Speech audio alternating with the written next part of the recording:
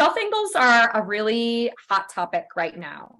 Only relevant if you're using a full veneer masonry on the outside of your project. But if you are, the standard way of handling this was your angle would go in place, and then you would try to air barrier around this thing.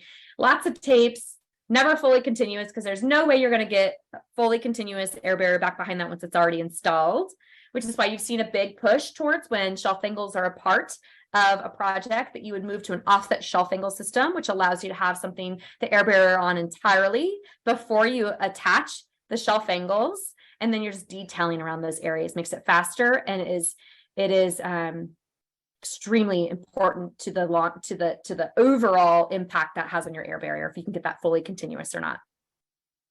Anchors, again, like, who thought anchors of how you're keeping masonry on a wall would be part of an air barrier discussion?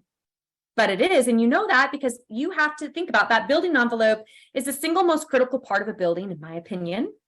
And so anything that penetrates through or has any interface with, we've got to understand, is it causing a potential for air leakage?